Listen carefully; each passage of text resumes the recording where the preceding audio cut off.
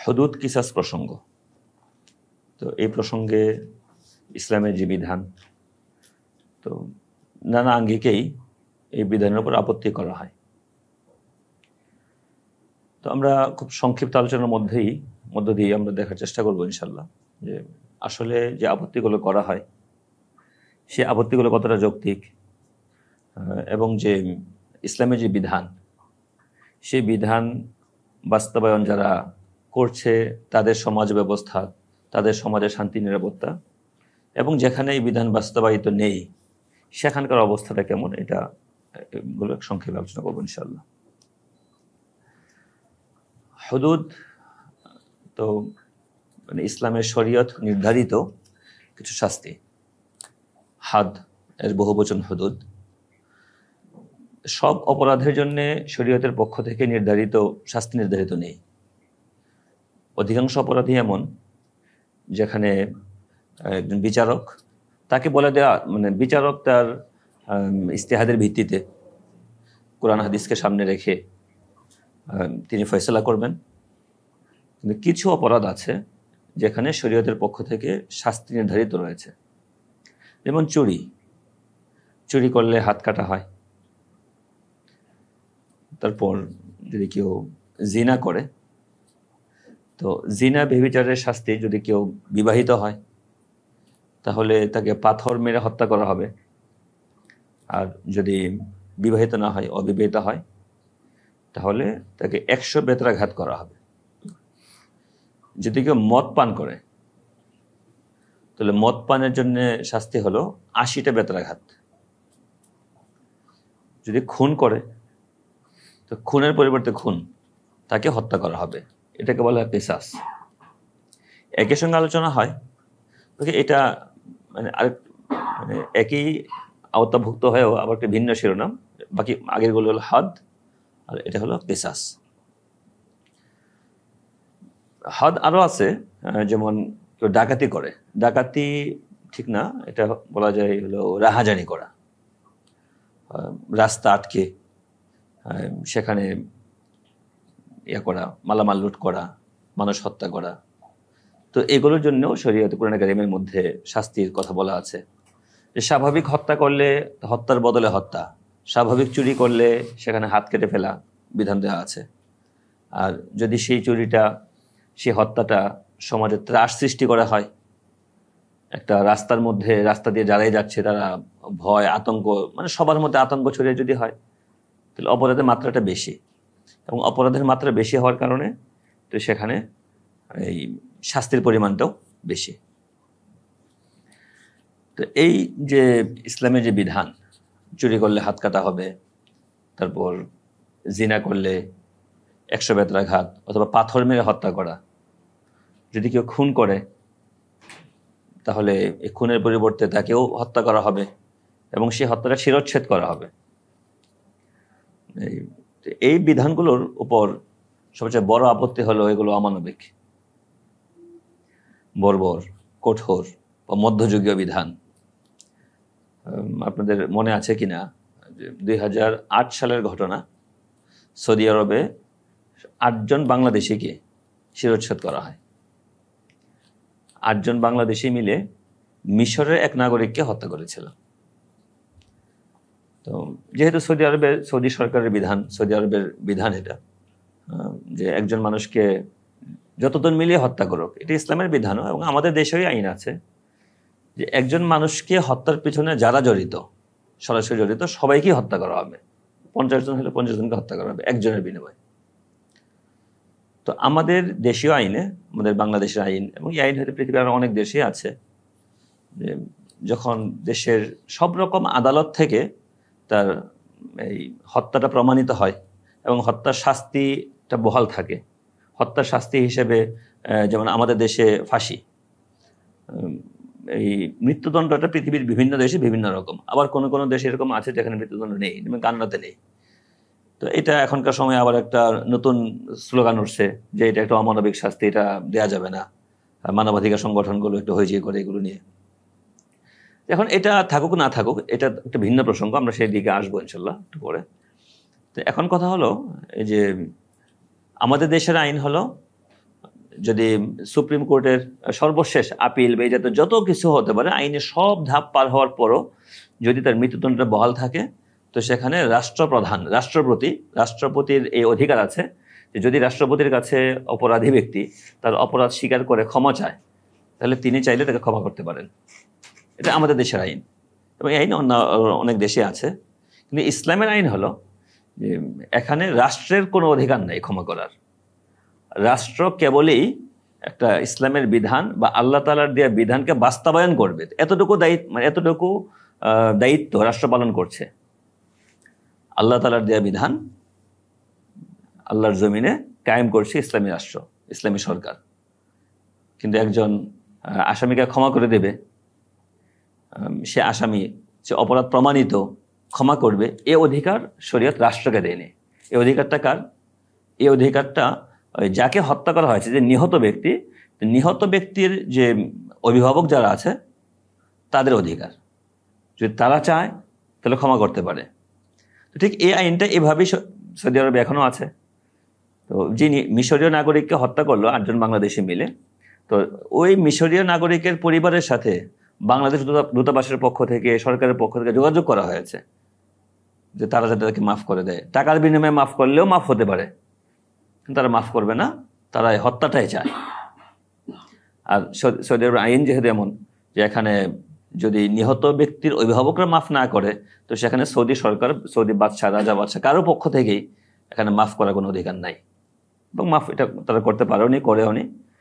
তো এটা নিয়ে বাংলাদেশ সরকার কোনো প্রকার নেতিবাচক মন্তব্য করেনি। তখন নেতিবাচক মন্তব্য করেছে মানবাধিকার সংগঠনগুলো নানাভাবে, যে এটা মানুষকে উটের মতো জবাই করে ফেলা হচ্ছে, তারপরে একটু মধ্যযুগীয় বর্বরতা, এই জাতীয় কথাবার্তা বলা হচ্ছে। তো এখানে যে বিষয়টা আমাদের আলোচনায় আসতে হবে সেটা হলো এই যে চুরি, তারপরে খুন, জিনা, এই যে অপরাধগুলো, এই অপরাধগুলোর শাস্তি হিসেবে শরীয়ত যে নির্ধারিত শাস্তি রেখেছে, হুদুদ, কিসাস রেখেছে, তো সেটা প্রমাণের ক্ষেত্রে শরীয়ত কতটা সতর্কতা অবলম্বন করেছে এটা একটা বিষয়। চুরি করলে হাত কাটা হবে, সেখানে আরো কোনো বিষয় আছে। জিনা করলেই, জিনার কথা উঠলেই তাকে পাথর মেরে হত্যা করে ফেলা হবে, সেখানে এই শাস্তি প্রয়োগ করার জন্য আরো কিছু ধাপ পার হয়ে আসতে হবে। তো এই জাতীয় কিছু বিষয় সামনে আমাদের রাখতে হবে, তাহলে আমাদের এই বিষয়গুলো বোঝা সহজ হবে। এই বিধানগুলো প্রয়োগের ক্ষেত্রে, হুদুদ, কিসাস বাস্তবায়ন করার ক্ষেত্রে শরীয়তের আরো কিছু দিক আছে। যেমন জিনার শাস্তির কথা যেখানে বলা আছে, সেখানে কোরআনে কারিমে স্পষ্ট এই কথাও বলা আছে, ওয়ালিয়াশহাদু আযাবাহুমা তায়ফাতুম মিনাল মুমিনিন, যে দুইজন যারা জিনা করেছে তাদেরকে তো এই শাস্তি দেওয়া হবে। এই শাস্তির জন্য মুমিনদের একটা দল প্রত্যক্ষ করে, মানে মুমিনদের একটা দলের সামনে শাস্তি দেওয়া হবে, গোপনে না। আমাদের দেশের আইন তো হলো হয়তো রাত 10টা 1 মিনিটে অথবা রাত 12টা 1 মিনিটে গোপনে ফাঁসি দেওয়া হয়। তো এই যে হত্যা বদলে যে হত্যাটা বাস্তবায়ন করা হবে, সেটা গোপনে হবে না, প্রকাশ্যে হবে, জনসম্মুখে হবে, হয়তো নামাজের পরে হবে, এরকম একটা অনেক মানুষ থাকবে, সেখানে এটা হবে। কিসাস এভাবেই বাস্তবায়িত হয়। তো এই যে প্রকাশ্যে শাস্তি দেওয়াটা হয়, তো এটা নিয়েও সমালোচনা, কেন প্রকাশ শাস্তি দেওয়া হবে, এটা গোপনে হবে। তারপরে শিরচ্ছেদ করা হয়, হাত কেটে ফেলা হয়। তো যদি শিরচ্ছেদ করা হয়, ঠিক আছে, হত্যাই করা হলো, হত্যার বদলে হত্যা করা হলো, কিন্তু শিরচ্ছেদ কেন? শিরচ্ছেদ তো একটা বেশি হয়ে গেল, শাস্তিটা বেশি কঠোর হয়ে গেল, বেশি অমানবিক হয়ে গেল। ওই যে বললাম যে উট পাখির মতো হত্যা করা হচ্ছে মানুষকে, তো এই জাতীয় অভিযোগ করা হচ্ছে। এরপরে চুরি করলে হাত কাটা হবে, যদি এই বিধান বাস্তবায়ন করা হয়, তাহলে সমাজে দেখা যাবে চুরি তো অনেক আছে, তো এখন হাত কাটা মানুষ অনেক বেড়ে যাবে সমাজের মধ্যে। তো এটা তো একটা সমাজের জন্য অসুবিধা, যে হাত কাটা মানুষ অনেক বেড়ে যাবে। তো এই জাতীয় কিছু অভিযোগ এই হুদুদ কিসাসের উপরে করা হয়। তো এক্ষেত্রে একটা মৌলিক কথা হলো যে কোরআনে এই যে বিধানগুলো, হুদুদ কিসাসের যে বিধান, মদ পানের বিধানটা ছাড়া বাকি যে বিধান, চুরি করলে হাত কাটা, জিনার শাস্তি, কিসাসের শাস্তি, এই বিধানগুলো সরাসরি কোরআনে কারিমের। আর মদ পান করলে যে বেত্রাঘাত করা হয়, 80 বেত্রাঘাত, এটা হাদিস থেকে প্রমাণিত। তো যেহেতু কোরআনে কারিমের সরাসরি বিধান, তাই আল্লাহ এবং রাসূলের প্রতি যাদের বিশ্বাস আছে, আল্লাহ পরকালে যাদের বিশ্বাস আছে, কোরআন কারীমের প্রতি যাদের বিশ্বাস আছে, তো তাদের তো এখানে আপত্তি করার কোনো সুযোগই নেই, যেহেতু বিধানটা সরাসরি কোরআনের। এবং আমরা তো এটা, এই বিশ্বাস তো আমাদের রাখতেই হবে যে কোরআন কারীমের বিধান আমাদের জন্য এটা, আমরা হয়তো আমাদের বর্তমান সমাজে, আমাদের এই দেশে বিধানটা সরকারিভাবে না থাকার কারণে পালন করা যাচ্ছে না, কিন্তু এই বিশ্বাস তো আমাদের অবশ্যই রাখতে হবে যে এর চেয়ে সুন্দর কোনো বিধান হতে পারে না। কোরআন কারীম আমাদেরকে যে বিধান দিয়েছে, ইসলাম যে বিধান দিয়েছে, যে শরীয়ত দিয়েছে মানুষের জীবনের জন্য, এর চেয়ে সুন্দর কোনো বিধান হতে পারে না। কিসাসের বিধান, হুদুদের বিধান, সামাজিকতার বিধান, যত বিধান আছে সব বিধানের ক্ষেত্রে শরীয়তের বিধানটি সবচেয়ে সুন্দর। তালাক প্রসঙ্গে অনেক সময় কেউ কেউ এরকম বলে ফেলে যে এগুলো অনেক আগের বিধান, এগুলোর মধ্যে কি হওয়া দরকার, একটু পরিবর্তন হওয়া দরকার, একটু সংশোধন হওয়া দরকার। নাউযুবিল্লাহ, কোরআন কারীমের বিধানে তো কি হতে পারে না, সংশোধন হতে পারে না। কেউ হয়তো তার জোর খাটিয়ে একটু পরিবর্তন করে ফেলতে পারে, তাকে বিকৃত করে ফেলতে পারে। যেমন আমাদের এই মানে পাকিস্তান আমলে 1961 সালের যে পারিবারিক, মুসলিম পারিবারিক আইন, তো সে আইনে যে তালাকের বিধান, মিরাসের বিধান, তো কোরআন কারীমে যে বিধান, এই বিধানগুলো আছে, এইসব বিধানের মধ্যে ওই তখনকার আইয়ুব খান সরকার পরিবর্তন করেছে। এবং মজার বিষয় হলো, মজার বিষয় তো এটা আফসোসের বিষয় আর কি, যে সরকার কত রকম পরিবর্তন হলো, দেশ পরিবর্তন হয়ে গেল। এই এমন সরকারও তো আমরা পার করে এসেছি এই বাংলাদেশে, যে পাকিস্তান নামটাই যেন এটা কি বলা যায় যে উচ্চারণযোগ্য না, এমন একটা পরিস্থিতি গেল। কিন্তু সেই আইয়ুব খানের করা মুসলিম পারিবারিক আইন, এটা নিয়ে কোনো, এটা পরিবর্তন হয় না, এটা জায়গায় আছে। তো এটা পরিবর্তন হয়ে যেতে পারতো, যেহেতু এটা মুসলিম, এই আইয়ুব খানের করা আইন, ঠিক আছে, আইনটা বাদ। তো এই আইন বাদ দিলে তো, যদি আগের আইনে ফিরে যেতে দিলে তো আমরা মূল আইনে ফিরে যেতে পারতাম। ব্রিটিশ সরকারও এটাতে হাত দেয় নাই, পরিবর্তন করেছে পাকিস্তানের ওই 1961 সালে এটা করা হয়েছে পরিবর্তনটা। পাকিস্তানে এটা নিয়ে অনেক কথা হয়েছে, পাকিস্তান আলেম ওলামারা অনেক কথা বলেছেন। ঠিক এখনকার সময়ে পাকিস্তানে কি আইন আছে আমি জানি না। তো যে কথা বলছিলাম যে কোরআন কারীমে যে আইনগুলো আছে, তো আমরা মুসলমান হিসেবে তো আমাদেরকে বিশ্বাসটা রাখতেই হবে যে কোরআন কারীমে যে আইন, এই আইনটাই আমাদের জন্য সবচেয়ে সুন্দর আইন। এবং আমরা যদি সমাজে শান্তিতে বসবাস করতে চাই, নিরাপত্তার সঙ্গে বসবাস করতে চাই, তাহলে ইসলামের দেয়া এই সামাজিক আইনগুলো, বিধানগুলো, এটা আমাদের বাস্তবায়ন করতেই হবে। মানুষের সিদ্ধান্ত, মানুষের যুক্তি, এই ক্ষেত্রে বিপরীতমুখী সিদ্ধান্ত হতে পারে, বিপরীতমুখী যুক্তি সামনে আসতে পারে। যেমন একজন কাউকে হত্যা করলো, একটা হত্যার ঘটনা ঘটলো, তো হত্যার ঘটনা ঘটলে এখানে তার কি শাস্তি হবে? তাকে এর বিনিময়ে তাকে হত্যা করা হবে না হত্যা করা হবে না? দুই রকম যুক্তি হতে পারে যদি আমরা যুক্তির আলোকে দেখি। একদিক তো হলো যে সে সর্বোচ্চ অপরাধ করেছে, মানুষ খুন করে ফেলেছে, এর চেয়ে বড় কোনো অপরাধ হতে পারে না। তো যেহেতু সে সর্বোচ্চ অপরাধ করেছে, তাই তার সর্বোচ্চ অপরাধের সর্বোচ্চ শাস্তি হবে, তাকে হত্যা করা হবে, এর নিচে কোনো শাস্তি তার হতে পারে না। তো এটা এক যুক্তি। ঠিক এর মানে বিপরীত যুক্তি হতে পারে যে একজন মানুষকে হত্যা করা হলো, তখন যে মারা গেল তো সে মারা গেল, আর একজন খুনি, এখন খুনিকে যদি হত্যা করা হয় এখন পরিকল্পনা করে, তার হত্যাটাকে বাস্তবায়ন করা হয়, তাহলে এর ভিতর দিয়া তার পরিবার আক্রান্ত হবে, খুনির পরিবার আক্রান্ত হবে, খুনির স্ত্রী বিধবা হয়ে যাবে, খুনির সন্তানরা এতিম হয়ে যাবে। হতে পারে এই খুনির উপরে তার পরিবারের অনেক সদস্য নির্ভর করছে, তাদের জীবনযাপন তার উপর নির্ভর করে, তো তাদের জীবনযাপন আক্রান্ত হবে। তো তাদের তো কোনো দোষ নাই, দোষ খুনি করেছে, কিন্তু মানে তাকে হত্যা করলে যে তার সঙ্গে সম্পৃক্ত আর কেউ কেউ তাদের জীবনযাত্রা ব্যাহত হচ্ছে, তারা কষ্টের মধ্যে পড়ছে, তাদের তো কোনো দোষ নাই, তো এখন তাদেরকে কেন সমস্যায় ফেলা হবে? তো এটা একটা যুক্তি। তো এই জন্য যে তাকে না হত্যা করা যাবে না, ইচ্ছা করে তাকে এখন আর হত্যা করা যাবে না, রাষ্ট্রীয়ভাবে হত্যা করা যাবে না, এই যুক্তি। তো মানুষ এমনই, মানুষের যুক্তি নানা মানে বিভিন্ন ক্ষেত্রে এরকম বিপরীতমুখী যুক্তি মানুষ হাজির করে, মানুষ মাথায় আসতেই পারে। তো যেখানে মানুষের মাথা মানে শুধু বিবেককে কাজে লাগিয়ে, আকল বুদ্ধিকে কাজে লাগিয়ে মানুষ সমাধান করতে পারে না, তো সেই জায়গাটাই কি করতে হবে? তো সেই জায়গাটায় আমাদেরকে এই ওহির দিকে ফিরে যেতে হয়। ওয়াহি, কোরআন, হাদিস, শরীয়ত, ইসলাম, তো তখনই আমাদেরকে সেদিকে যেতে হয়। তো এই ক্ষেত্রে কোরআন কারীমের বিধান স্পষ্ট, চুরি করলে বলা আছে আস-সারিকু ওয়াস-সারিকাতু ফাকতাউ আইদিয়াহুমা জাযাআম বিমা কাসাবা নাকালাম মিনাল্লাহ, যে পুরুষ চোর মহিলা চোর তাদের হাত কেটে দাও, তাদের শাস্তি স্বরূপ, তারা যে কাজ অন্যায় করেছে সেই অন্যায় শাস্তি স্বরূপ তাদের হাত কেটে দাও। কিসাসের ক্ষেত্রে বলা আছে ইয়া আইয়ুহাল্লাযীনা আমানু কুতিবা আলাইকুমুল কিসাসু ফিল কতলা, সূরা বাকারার আয়াত, কুতিবা আলাইকুমুল কিসাস ফিল কতলা, হে মুমিনেরা যে তোমাদের উপর বিধান দেওয়া হলো, নিহতদের ক্ষেত্রে বিধান দেওয়া হচ্ছে কিসাসের। তো এরপর আয়াত অনেক লম্বা, এখানে অনেকগুলো কথা বলা আছে।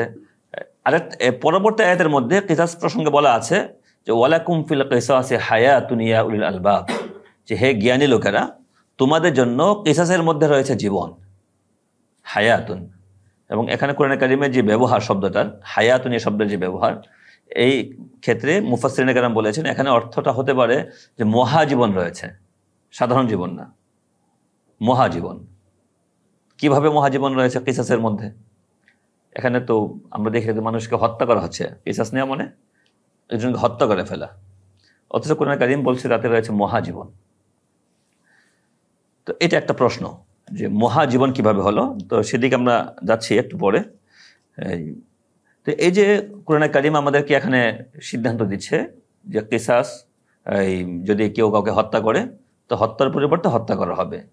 আরও আয়াত আছে কোরআন কারীমের মধ্যে যে ইন্নান নাফসা বিন নাফস ওয়াল আইনা বিল আইন ওয়াল আনফা বিল আনফ ওয়াল উযুনা বিল উযুন ওয়াস সিন্না বিস সিন ওয়াল জুরুহা কিসাস, যে জানের বদলে জান, নাকের বদলে নাক, কানের বদলে কান, চোখের বদলে চোখ, দাঁতের বদলে দাঁত, এবং একদম যে কোনো জখম, যে জখমে কিসাস নেওয়া যেতে পারে তো সেই জখমে কিসাস নেওয়া হবে।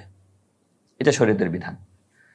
তো এই যে কিসাস নেওয়ার বিধান দেওয়া হলো, তো এটা যেহেতু শরীয়তের বিধান, তো মুসলমান যারা, আল্লাহ এবং রাসূলের বিশ্বাস যারা, কোরআনে বিশ্বাস যারা, তাদেরকে এটা মানতেই হবে। যেটা একটু আগে বললাম যে এটাই আমাদের চূড়ান্ত বিধান, আমাদের জন্য সবচেয়ে সুন্দর বিধান এটাই। এর বিপরীতে অন্য কোনো কিছুই এটা সমমানের হতে পারে না। যারা কোরআন মানে না, নাস্তিক যারা, কোরআনকে অস্বীকার করে, বা অন্য ধর্মে যারা এই কোরআনের উপর আপত্তি করে, এখন কোরআন যারা মানে তাদেরকে তো আমরা বলে দিতে পারি এই কথা যে তুমি যেহেতু কোরআন মানো, তো কোরআন যেহেতু বিধান আছে, বুঝে না আসলে মানতে হবে এটা, মানে যৌক্তিকভাবে যে এর চেয়ে সুন্দর বিধান আমাদের হতে পারে না, যদি আল্লাহ তাআলা দেয়া বিধান। এখন যে আল্লাহকে মানে না, অস্বীকার করে, কোরআন অস্বীকার করে, তো তাদের ক্ষেত্রে আমরা বলতে পারি যে তারা বাস্তবতা দেখুক। ইসলামের যে বিধান, হুদুদ কিসাসের যে বিধান, যেগুলোর উপর আপত্তি করা হচ্ছে, তো সেই বিধানগুলো যে সমাজে এখনো আজকে 2025 সালের পৃথিবীতে এই বিধানগুলো যেখানে বাস্তবায়িত আছে সেখানকার অবস্থা, আর যেখানে বিধানগুলো বাস্তবায়িত নেই সেখানকার অবস্থা তুলনা করে দেখুক যে কি অবস্থা। সৌদি আরবে এই বিধানগুলো বাস্তবায়িত আছে, তো সৌদি আরবে সারা বছরে কি পরিমাণ হত্যা ঘটনা ঘটে, আর চুরির বিধান বাস্তবায়িত আছে, কি পরিমাণ চুরির ঘটনা ঘটে। এর বিপরীতে যদি আমরা বর্তমান পৃথিবীর, আধুনিক পৃথিবীর মানে সবচেয়ে যেটাকে স্বর্গ মনে করা হয় আধুনিকতার, যদি আমরা আমেরিকা, কানাডা এই সমস্ত দেশকে যদি আমরা দেখি, তো সেই সব দেশের চিত্রটা সামনে আসুক। তো 2023 সালের সম্ভবত 4 সেপ্টেম্বর, তার এটা ভুলে গেছি, প্রথম আলোর যে নিউ ইয়র্ক সংস্করণে প্রথম আলোর একটা রিপোর্ট ছাপা হয়েছে যে আমেরিকাতে কি পরিমাণ চুরি বেড়েছে। তাদের যে বিভিন্ন শপিং মল, তো বড় বড় ব্র্যান্ড, তো তাদের বিভিন্ন যে আউটলেট, শোরুম, এগুলো বন্ধ করে দেওয়া লাগতেছে কারো কারো, মানে এত পরিমাণ চুরি বেড়ে গেছে, তাদের লাভ কমে যাচ্ছে, লস হচ্ছে, শোরুম বন্ধ করে দেওয়া লাগছে। অথচ কত উন্নত প্রযুক্তি তাদের, তারা প্রযুক্তি ব্যবহার করে যখন সেটা পুরানো হয়ে যায় তখন সেটা আমাদের দেশে আসে। তো এত কিছু দিয়েও চুরি ঠেকানো যাচ্ছে না। তো এমনকি চোরকে হাত নাতে ধরার পরে পুলিশকে খবর দেয়, পুলিশকে খবর দিলে পুলিশ এত পরিমাণ এই বিষয় তাদের মোকাবেলা করা লাগে যে তাদের আসতে অনেক সময় লাগে। আর আমেরিকার আইন হলো যে কাউকে আটকে দিলে পুলিশ লাগবে, পুলিশ ছাড়া কেউ আটকে রাখতে পারবে না। তো চোরকে ধরার পরে ছেড়ে দেওয়া লাগতেছে, পুলিশ আসতে দেরি হচ্ছে, আর অতক্ষণ তাকে আটকে রাখার অধিকার দোকানদারের নেই। তো তো এই হলো মানে আধুনিক পৃথিবীর অবস্থা আর কি। এর বিপরীত ইসলামের বিধান কি? চুরি করলে হাত কাটা হবে। বাকি হাত কাটা হবে কখন? হাত কি শুরু দিয়ে কাটা হবে? না, শুরু দিয়ে কাটা হবে না। হাত কাটার ক্ষেত্রে কিছু শর্ত আছে। খুনের বিধান, খুনের যে শাস্তি, এরপর তাকে হত্যা করা হবে, এই শাস্তি বাস্তবায়নের জন্য কিছু শর্ত আছে। জিনার যে শাস্তি, এই শাস্তি বাস্তবায়নের জন্য কিছু শর্ত আছে। এই শর্তগুলো পাওয়া গেলেই তখন এই বিধানগুলো বাস্তবায়ন করা হয়। তো যখন এই শর্তগুলো খোঁজা হয়, কেন খোঁজা হয় শর্তগুলো? যেহেতু শাস্তিটা কঠিন, শাস্তিগুলো হাত কেটে ফেলা, একটা মানুষকে মেরে ফেলা, পাথর মেরে হত্যা করা, স্বাভাবিকভাবে যদি এই কি বলে ফাঁসিতে মারা হয় তো এটাও কঠিন। বাকি এর চেয়ে আরেকটু সহজে মেরে ফেলা হয় যদি শিরচ্ছেদ করা হয়। কিন্তু পাথর মেরে হত্যা করা অনেকক্ষণ, যতক্ষণ সে না মরে ততক্ষণ পাথর মারা হবে তাকে। তো এটা তো অনেক কঠিন। তো এই যে এত কঠিন একটা শাস্তি, তো এই কঠিন শাস্তিটা দেওয়ার জন্য এটাকে কঠিনভাবে প্রমাণিত হওয়া লাগবে, যতভাবে সম্ভব প্রমাণ করা। যদি প্রমাণ না হয় তাহলে তাকে শাস্তি দেওয়া হবে না। তো আমরা এই বলছিলাম ইয়ার কথা যে কিসাসের মধ্যে মহাজীবন আছে। তো মহাজীবন কিভাবে আছে? তো আমেরিকার কথা তো শুনলেন যে আমেরিকাতে চুরির কি অবস্থা। কানাডাতে 2003 সালে সম্ভবত একটা ঘটনা ঘটে যে ওখানে একজন মানুষ 11টা শিশুকে হত্যা করে পরপর। তো কানাডাতে এই মৃত্যুদণ্ডের বিধান নাই, সর্বোচ্চ শাস্তি যাবজ্জীবন কারাদণ্ড। তো যেহেতু কোনো মৃত্যুদণ্ডের বিধান নেই, এখন 11 জনকে খুন করুক আর 110 জনকে খুন করুক, তাকে তো ফাঁসি দেওয়া যাবে না, তাকে মেরে ফেলা যাবে না। তো 11টা শিশুকে হত্যা করেছে, তাদের লাশ গুম করেছে, গুম করে এরপরে সে পুলিশের কাছে ধরা দিয়েছে বা পুলিশই তাকে ধরলো। তো এখন তার শাস্তি হয়েছে কারাদণ্ড, যাবজ্জীবন কারাদণ্ড, এর চেয়ে বেশি না। তো ঠিক আছে, এখন লাশ তো গুম করেছে, লাশগুলো কোথায়? তাকে বলে লাশ দেখাও, লাশ দেখাবে না। এবং ওই দেশের আইনও নাই এটা যে তাকে বাধ্য করা হবে লাশগুলো দাও। এখন সে বলছে টাকা দিলে লাশ দেখাবে। তো প্রত্যেকটা শিশুর লাশের পরিবর্তে সে আবার মোটা অঙ্কের টাকা নিয়েছে। টাকা দিয়ে তারপরে লাশগুলো তারা ফেরত নিয়েছে, যারা শিশুদের অভিভাবক যারা, তার লাশগুলো ফেরত নিয়েছে বা জানতে পেরেছে লাশগুলো কোথায় আছে। তখন কানাডাতে নতুন করে আবার একটা শুরু উঠেছিল, আন্দোলন হয়েছিল যে আগের বিধান ফিরিয়ে আনা হোক। তো এ হলো উন্নত বিশ্বের অবস্থা, যাদেরকে আমরা আধুনিকতার স্বর্গ মনে করি, যে সেখানে ইসলামের বিধানের পরিবর্তে তারা যে বিধান নিয়ে এনেছে সেই বিধানে আসলে জীবনে শান্তি আসেনি। দেখা মানে বাহ্যত মনে হতে পারে অনেক শান্তিতে আছে, অনেক উন্নত, এসে জীবনে শান্তি নেই। যদি কারো আত্মীয় স্বজন আমেরিকা কানাডাতে থাকে, তাদের কাছ থেকে খোঁজ নিলেও জানতে পারবেন তাদের জীবন নিরাপত্তা কতটুকু। আমাদের আত্মীয় আমেরিকা থাকে, তো তার কাছ থেকে মানে তার ঘটনা যে ওখানে এই কাপড় ধোয়ার জন্য, ওয়াশ করার জন্য যে লন্ড্রিতে নিয়ে যায়, তো মেশিনের মধ্যে কাপড় ঢোকায় দেয়, ওখানে পয়সা দিলে, কয়েন দিলে কাপড় ধুয়ে দেয়। এখন কাপড় দিল মেশিনের মধ্যে, তো অনেকক্ষণ লাগবে কাপড় ধুইতে, তখন কি করবে? পয়সা থাকবে এখানে, একটু মানে অন্য একটা কাজে গিয়া কাজটা করে আসলো, এসে দেখে কিছুই নেই, চুরি করে নিয়ে গেছে কাপড়, সব নিয়ে গেছে, যত কাপড় সব কাপড় নিয়ে গেছে। তো এই আধুনিকতাটা আছে ওখানে। আধুনিকতার ফলে এখন ইসলামের বিধানটা কি এক্ষেত্রে? যদি সংরক্ষিত জায়গা থেকে চুরি করা হয়, সংরক্ষিত জায়গা থেকে চুরি হওয়া লাগবে। আপনি রাস্তায় ফেলে রেখেছেন বা অরক্ষিত অবস্থায় রেখে দিয়েছেন, সেটা চুরি করলে এই হাত কাটা শাস্তি আসবে না। সংরক্ষিত জায়গা থেকে যদি চুরি করা হয় এবং মূল্যবান বস্তু চুরি করা হয়, এখন কতটুকু মূল্যবান হওয়া লাগবে সেটা নিয়ে অবশ্য এই বিভিন্ন মাযহাবের মধ্যে একটি ইখতিলাফ আছে। কোরআন কারীমের মধ্যে যেহেতু সরাসরি এই বিষয়টা নেই, এটা নিয়ে একটু ইমামদের মধ্যে ইখতিলাফ আছে। বাকি তেমন বড় কোনো ইখতিলাফ না। আমাদের হানাফি মাযহাব হলো 10 দিরহাম হওয়া লাগবে। 10 দিরহাম, যেটা বিয়ের ক্ষেত্রে সর্বনিম্ন মোহর 10 দিরহাম। 10 দিরহাম সমান হলো এই 2.625 ভরি রূপা। 10 দিরহামের সমান মানে 2.5 ভরি এবং 3.25 ভরি এর মাঝামাঝি যে পরিমাণটা হয়, তো এই পরিমাণ রূপার মূল্য। তো বর্তমান সময়ে ধরেন এটা 3000 টাকার মতো হতে পারে। তো যদি এই পরিমাণ মূল্যের যদি কোনো জিনিস কেউ চুরি করে, তার হাত কাটা হবে। সংরক্ষিত জায়গা থেকে হওয়া লাগবে এবং মূল্যবান হওয়া লাগবে। আবার যদি কোনো খাবার কেউ চুরি করে, যে চুরি করেছে সে অসহায়, সে ক্ষুধার্ত, তার খাবারের কিছু নাই, এমন পরিস্থিতি আবার বিবেচনা করা হবে, তখন তার আবার হাত কাটা হবে না।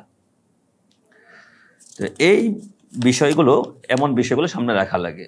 ঠিক জিনার ক্ষেত্রে, জিনার তো কঠিন শাস্তি, যদি অবিবাহিত হয় তাহলে 100 বেত্রাঘাত, যদি বিবাহিত হয় তাহলে পাথর মেরে হত্যা করা।